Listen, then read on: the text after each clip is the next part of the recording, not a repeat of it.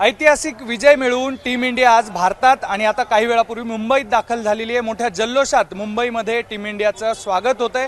एकीकडे या मुंबईत समुद्राला उधाण आले तर दुसरीकडे क्रिकेट चाहत्यांना सुद्धा उधाण आलेलं आपल्याला पाहायला मिळतंय।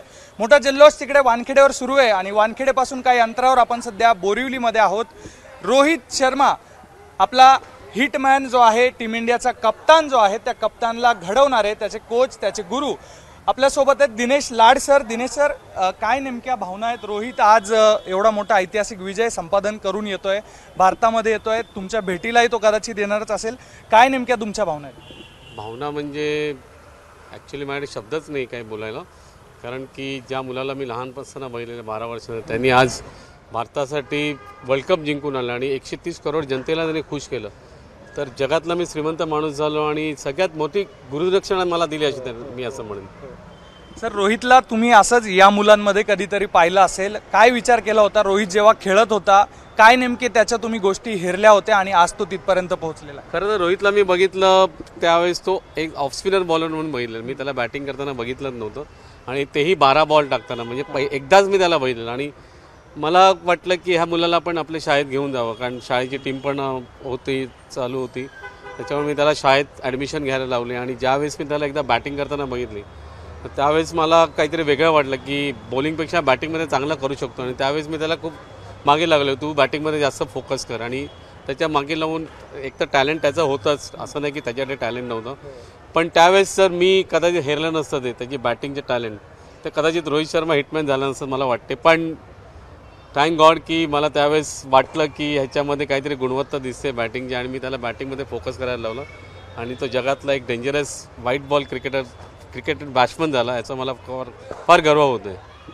सरांनी जसं आपल्याला सांगितलं की रोहित हा एक बॉलर म्हणून सरांकडे आला होता आणि हाच किस्सा अगदी रोहितचे आपले मित्र आहेत जुने त्याच्यासोबतचे, आणि त्याचा कॅप्टन राहिलेला रोनक सध्या आपल्यासोबत आहे, जो की कॅनडामध्ये असतो, पण या खास क्षणासाठी रोनक सध्या इथे आपल्यासोबत उपस्थित आहेत। रोनक, काय नेमकी भावना आहे? तुझा कधी काळचा मित्र असलेला रोहित आज जगाला विश्वविजेतेपद भारताला मिळवून देतोय जगातलं, काय भावना आहे? खूपच म्हणजे फिलिंग व्हेरी प्राऊड। खूपच बरं वाटतंय की रोहितनी, म्हणजे त्याला लहानपणापासून आम्ही एकत्र खेळलोय आणि आता he is able to win the World Cup for India. खूपच म्हणजे इनएक्सप्लिकेबल काय, मला I don't know what to say basically. पण सर्वात आधी तुम्ही तो एक्सपिरियन्स सांगा, ज्या वेळेला पहिल्यांदा रोहित तुमच्या समोर खेळला होता, काय तो एक्सपिरियन्स होता नेमका? तो बॉलर म्हणून आलेला होता, तुम्ही त्याला बॅटिंग करायला लावलेली। बरोबर, तर आम्ही बोरिवली MCA साठी एकत्र खेळायचो आणि त्यावेळी सिलेक्शन जेव्हा झालं होतं तेव्हा रोहितनी बॉलिंग म्हणून बॉलर म्हणून सिलेक्ट झालेला, आणि तेव्हा आमचे पप्पा कारखानी सर होते MCAचे कोच, तर ते म्हणाले यार आम्ही बघतो यार हा बॅटिंग पण चांगला करतोय, तर मग हळूहळू त्याला विचारलं यार तू बॅटिंग करतोस का म्हणून, तर तो बोलला की हो मी स्कूलसाठी ओपन करतो। म्हटलं तू आधी का नाही सांगितलंस आम्हाला?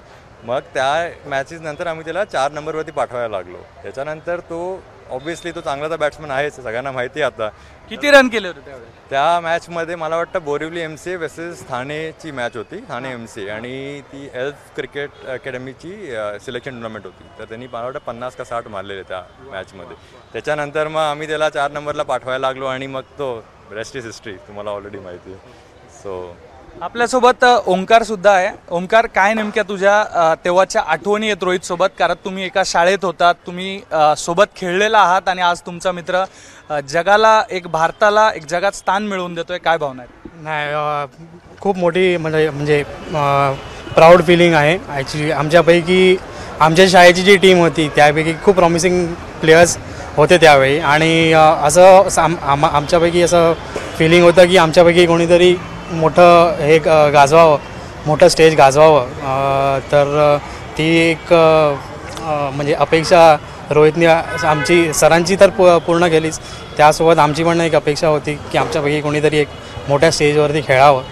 तर म्हणजे hats off to that man.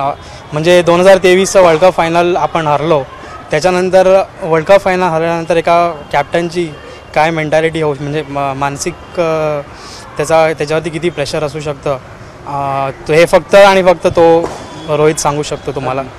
आणि त्याच्यानंतर पण 6 महिन्याच्या आत तुम्हाला आपल्याला इंडियाला परत एक वर्ल्ड कप त्यांनी जिंकून दिलं, तेही म्हणजे मोठी गोष्ट आहे त्याच्यासाठी आपल्यासाठी आपल्या सर्वांसाठी.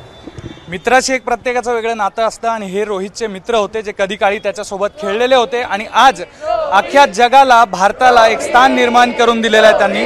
याच सगळ्या क्षणांचा आज भारत जल्लोष करतोय आणि इथे सुद्धा जल्लोष सुरू आहे. कॅमेरामॅन मयूरसह सुधीर काकडे, एबीपी माझा, मुंबई. एबीपी माझा, उघडा डोळे बघा नीट.